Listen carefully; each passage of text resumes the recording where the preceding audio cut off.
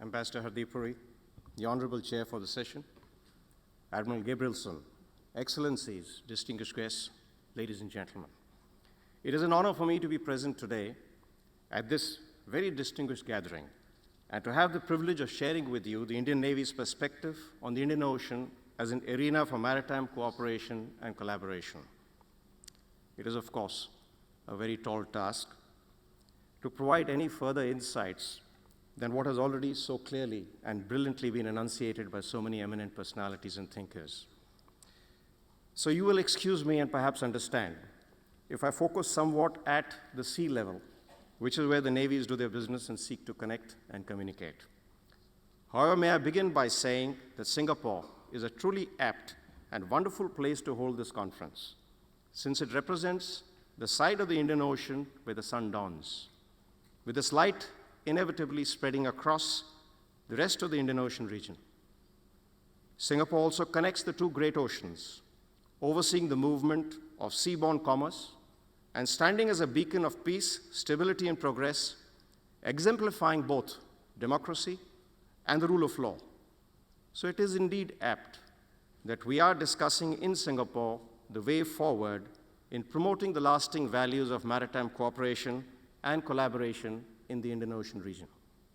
In fact, the Indian Ocean itself has historically reflected the truism that littoral nations and societies have uniformly gained and progressed by maritime cooperation, even as past periods of competition and conflict have tended to impose unbalanced evolution, leading to huge human costs. The Indian Ocean, on the whole, has been a benign medium that has fostered commercial, cultural, linguistic, and religious linkages and progress. Today, this region is becoming the new global heartland, the maritime equivalent of Mackinder's land-centric concepts.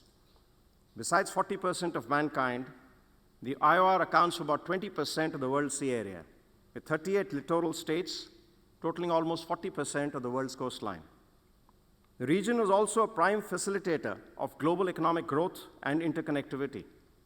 Its rich hydrocarbon reserves, especially from the Gulf region, fuel the global economy. As has already been said, 2/3 of the world's oil shipments, 1/3 of its bulk cargo, half the global container traffic transits through the Indian Ocean, with 80% of this trade being extra-regional.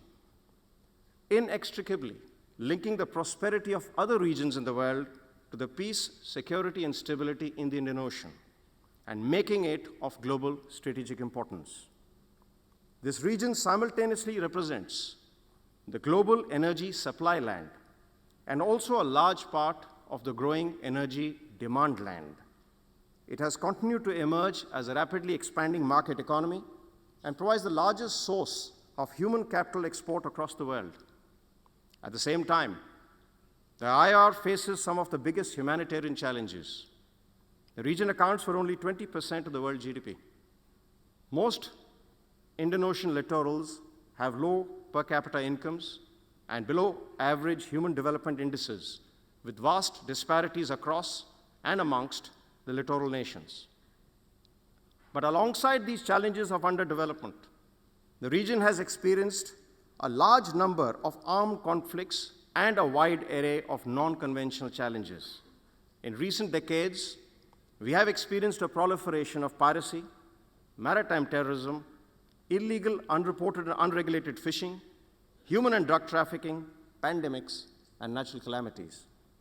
In the context of the diversity and challenges that exist in the IOR, there are 3 points that I would like to submit to you. First, there is a high degree of commonality in the challenges facing most IOR littorals. Second, there is a strong maritime element and connection to most of these challenges as also to their solutions. And third, it is not only possible, but in fact essential for the IOR littorals to cooperate and collaborate in the maritime arena to address these challenges collectively and for all littorals to move forward together. This was clearly enunciated by the Prime Minister of India in March 2015 when he enunciated the vision of Sagar. Sagar underpins India's maritime approach and outlook and provides a truly inclusive theme wherein the regional efforts can and must be united in purpose, and coordinated in effect. The English poet John Donne had once said, and I quote, "No man is an island entire of itself," unquote. But today, no nation even is an island entire of itself. If anything, the seas link us more today than they divide us. In this, the concept of security also needs a common understanding. Yesterday, Ambassador Faiz Ahmed brought out a famous quote from Rabindranath Tagore. May I also draw attention to other famous poems of his, Freedom from Fear, and another, Where the Mind is Without Fear.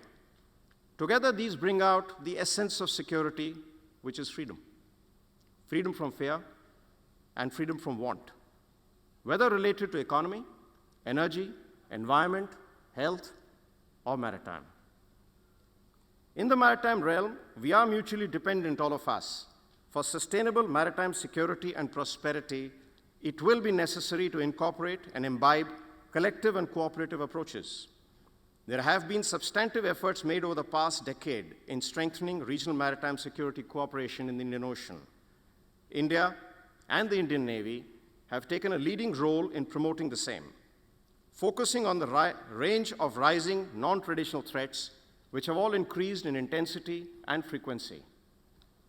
These transnational threats require collaborative mechanisms to tackle them effectively. In the perspective of the Indian Navy, as enunciated in the Indian Maritime Security Strategy, titled Ensuring Secure Seas, which was released by the Honorable Defense Minister of India in October last year, there is a need to focus on developing a favorable and positive maritime security environment. A favorable maritime environment is one where the ambient maritime threats would remain at a lower level. This can be achieved by greater attention to maritime governance, especially standards, certifications, monitoring, and information sharing on maritime activities in the region with underlying mutual and all-round respect for international law and a rules-based order supported by maritime contacts, communication, and cooperation. A positive maritime security environment, on the other hand, would be one where any rise in maritime threat is quickly identified and addressed before it becomes big or unmanageable. Again, given the inherent spreading of maritime threats across seamless seas, this requires regional and global mechanisms for maritime cooperation and collaboration, the standard theme. Adherence to building of a favorable and positive maritime environment would enable stronger net maritime security, which would be of common advantage to all in the region and give shape to Saga. Accordingly, the Indian Navy, on its part, is committed to strengthening net maritime security in its neighborhood by working towards preventing and containing the rise of maritime threats in a cooperative and inclusive manner. Some of the major initiatives of the past decade in this regard have been the conceptualization and realization of the Indian Ocean Naval Symposium, or the IONS, which has 23 members and 7 observers today, and the incorporation of maritime security in the priority areas of the Intergovernmental IORA, all of whose members have the navies as members of the IONS, providing synergy between these two organizations. The Indian Navy has also been at the forefront of anti-piracy measures, pushing piracy back from the Arabian Sea and actively participating in all cooperative mechanisms. We have also been looking at enhancing information sharing arrangements in the maritime domain so as to develop improved shared situational awareness.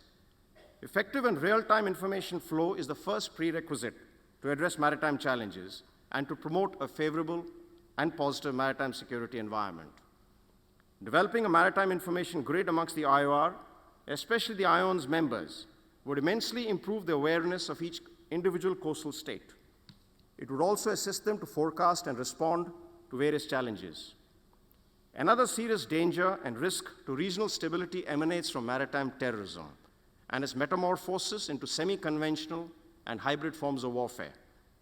Terrorism, including maritime terrorism, is a clear and present danger that needs to be constantly watched and readily countered by every nation state by maintaining a positive, common, cooperative, and unequivocally committed approach to fighting the scourge. Another area that needs continued attention is the strengthening of cooperative mechanisms and capabilities for undertaking humanitarian assistance and disaster relief. Significant steps have been taken under the IONS construct to define standard operating procedures for HADR cooperation amongst the member navies. The capabilities have also substantively improved in recent years by many regional navies organizing and conducting regular HADR exercises. In the years ahead, along with developing our information sharing and coordination mechanisms, consideration could be given to establishing an Indian Ocean region HADR coordination center.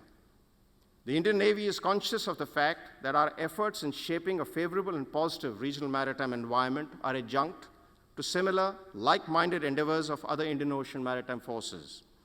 Hence, the Indian Navy will continue to harness potential areas of cooperation and collaboration under both bilateral and multilateral mechanisms.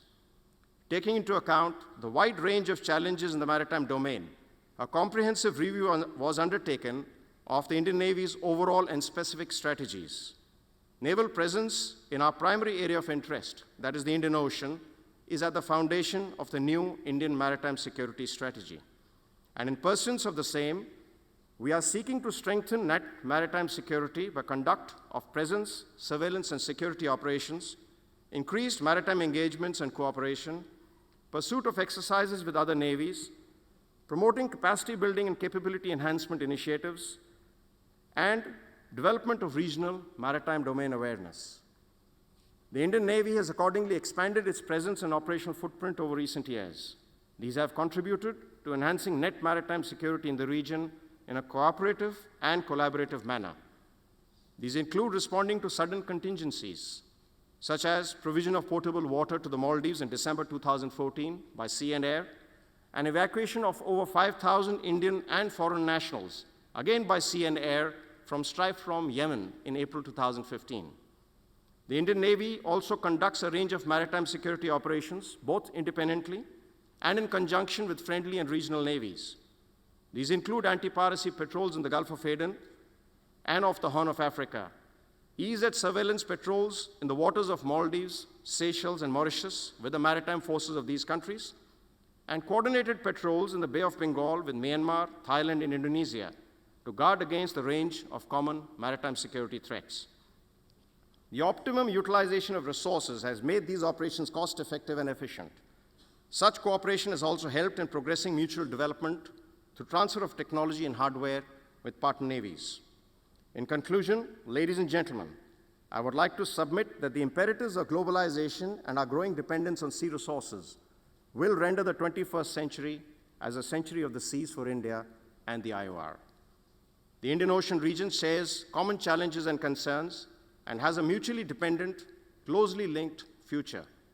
I am confident that the maritime domain offers us many opportunities for shaping that future through cooperation and collaboration, which can enable and strengthen us both individually and collectively. It is beyond doubt that the multifarious threats and challenges in our maritime domain cannot be managed single-handedly. The Indian Navy, on its part, will continue to promote participation in inclusive, cooperative maritime security initiatives and shall progress partnerships with regional maritime forces for mutual all-round benefit. Thank you.